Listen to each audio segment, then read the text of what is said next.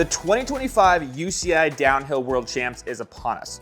And this weekend, the fastest riders on earth will be going all in on highly specialized one-off machines that give F1 a run for their money. But it hasn't always been that way. I mean, just look at Greg Herbold's hardtail he rode to victory at the inaugural event in 1990. That's an insane amount of progression in just 3 decades. So today, we're gonna trace the history of downhill bike evolution by looking at every World Champs winning bike from that first event up in 1990 until today. But before we get started, let me know in the comments who you think is going to be crowned the victor of the 2025 World Champs. The first ever Downhill World Champs was held in 1990 and was won by Greg Herbold and his Miata Ridge Runner team, a lugged steel hardtail. Herbold's Ridge Runner was spec'd with the latest and greatest parts across the board, including many unreleased prototypes he helped develop. It had a 3x7 Shimano Dior XT drivetrain, Onza Porcupine tires, and of course, a RockShox RS1 fork. Another standout feature on the bike is the Tioga tension disc rear wheel, which used Kevlar strings to tension a floating hub, allowing for increased compliance. But speaking of compliance, as early as 1990, manufacturers and riders knew that the fastest bikes to get down the mountain were probably going to be the ones with some of the most suspension.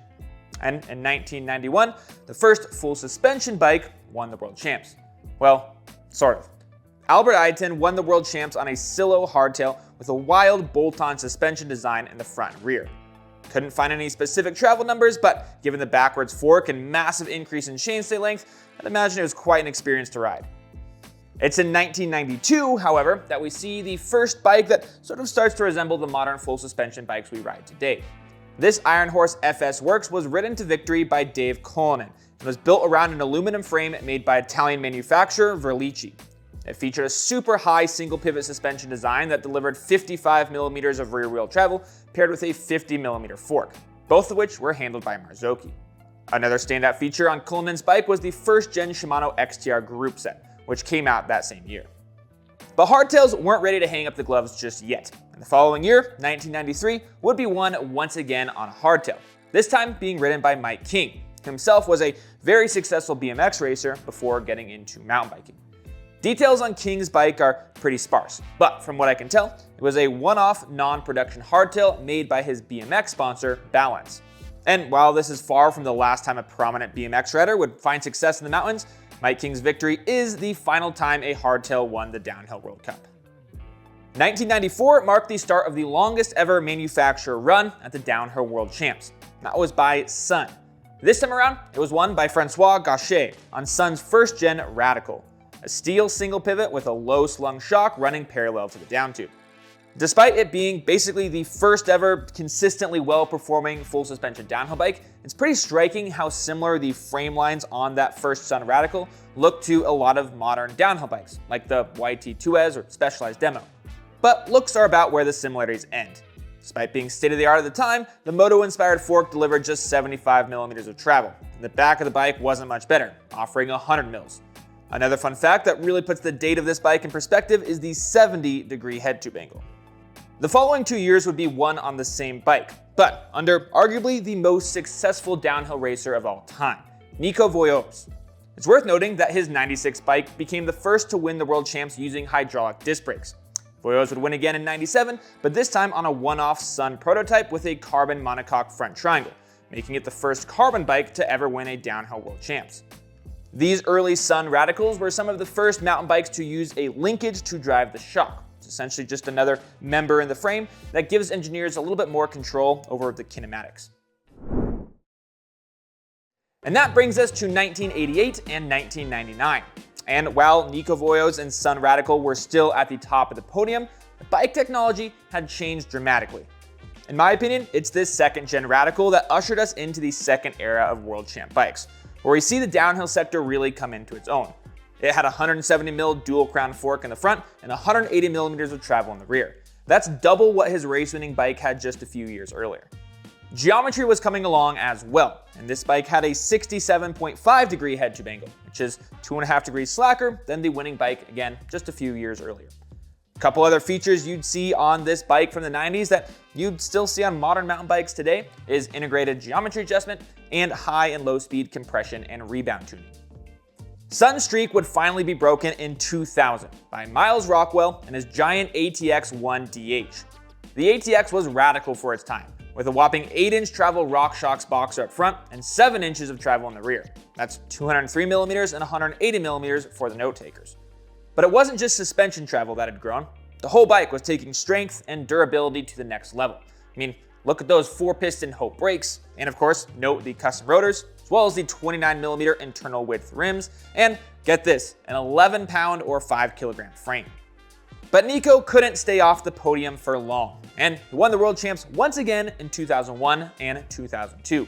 But Sun's downhill program had shut down, which meant that Nico went ahead and just started his own bike brand, and he called it V-Process. The V-Process NV01 and 02 boasted 190mm of travel at both ends and used a single pivot design with the shock mounted high above the top tube. In 2003, we see another legend take the win, though at the time they were a relative unknown.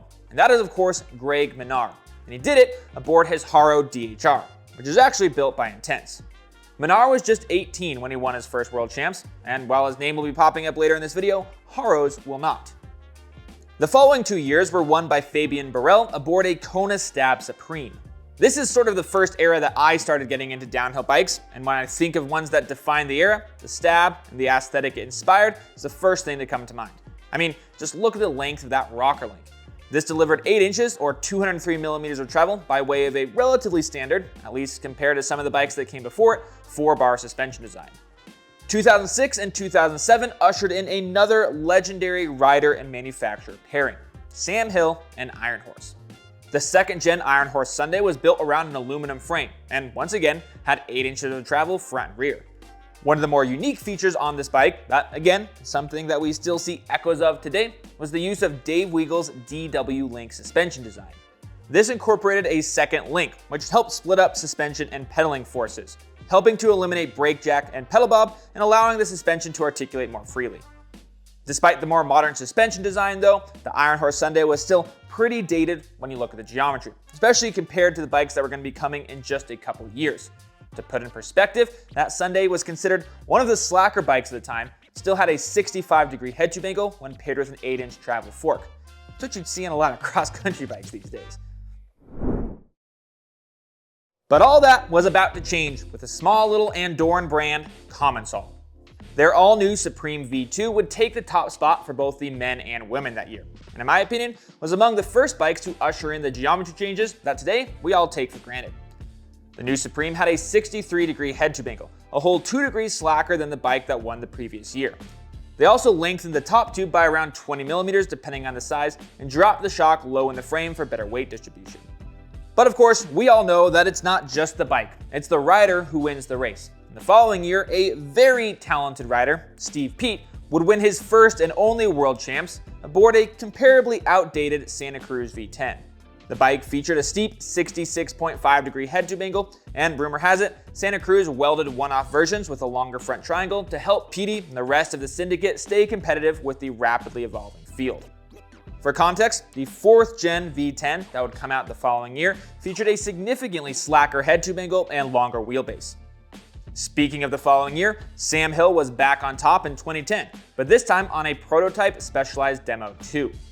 The Demo was one of the first carbon fiber production downhill bikes, but it wasn't the first carbon bike to win the World Champs.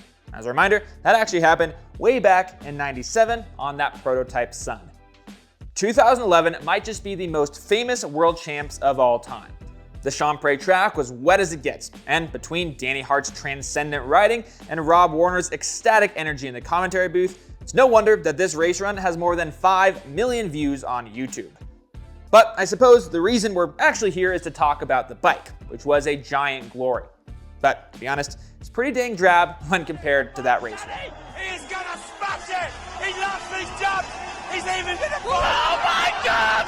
Look at Danny Hart! He is an absolute legend! Remember that name, Greg Minnaar, we mentioned earlier? Well, he finally made it back to the top of the World Champs podium in 2012 and 2013. That's almost a full decade since his first World Champs win in 2003. Not only did Minnaar take back-to-back wins, but his 2013 win was also on home turf in South Africa, and Santa Cruz gave him a sweet custom livery to race there. Funny enough, the last time we talked about Greg Minnaar, I said that we'd be seeing Greg's name come up again, but not Haro's.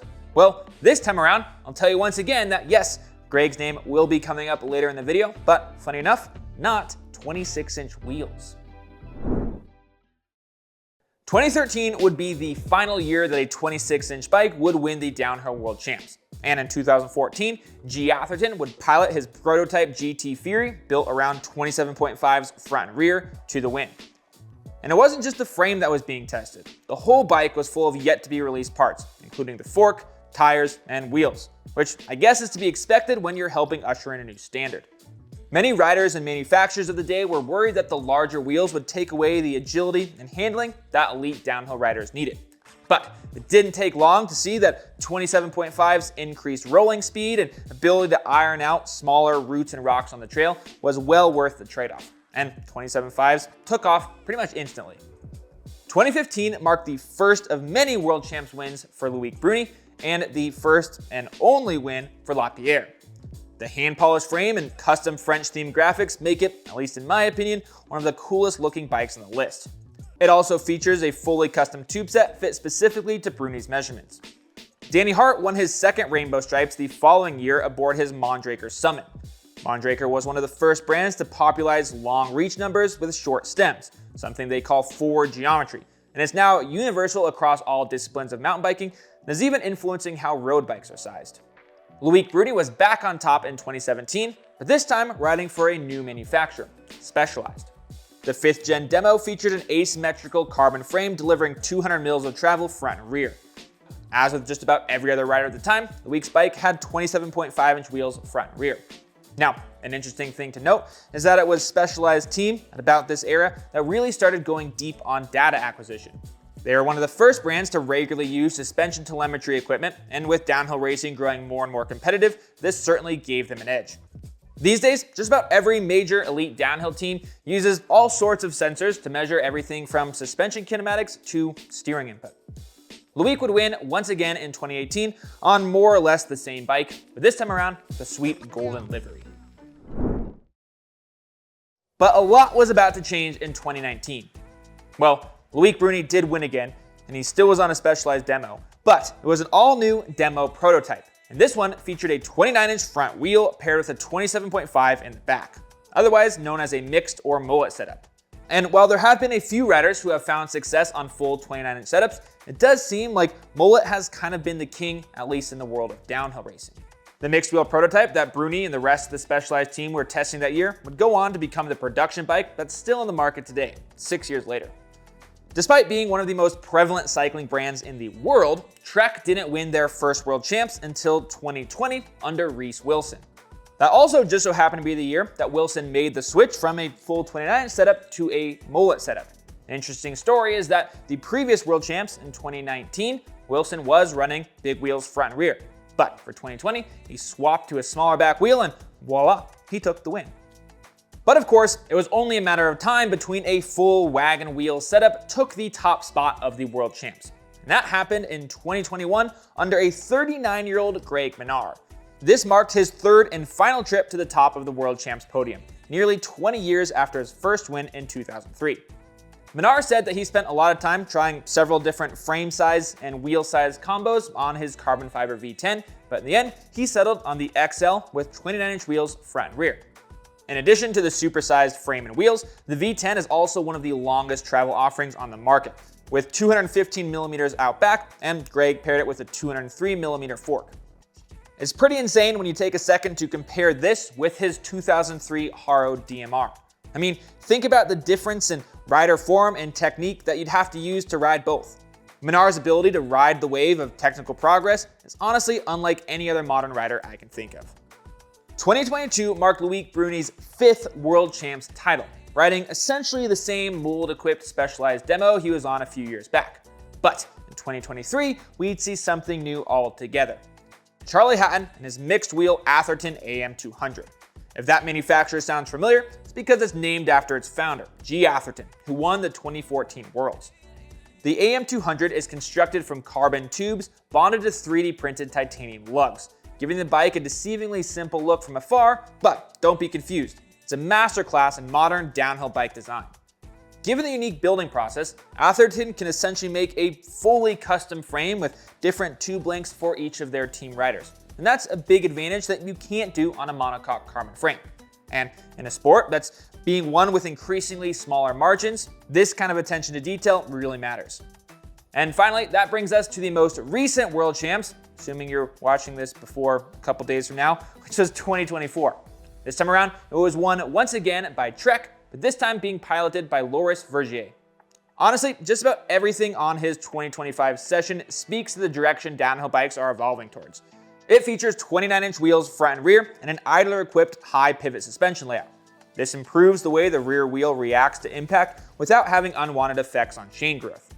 Loris also opted to run RockShox's electronically controlled suspension variants known as Flight Attendant front and rear. These work by using a network of sensors to automatically adjust compression damping in real time. So there you have it, nearly 40 years of downhill bike evolution. While that may sound like a long time, it's pretty crazy when you take a look at that 1990 hardtail that Greg Herbold ran and compare it to Loris Vergier's electronically controlled carbon fiber unit. But that of course brings us to who will win this weekend's race. All I know is that you should leave your guess in the comments.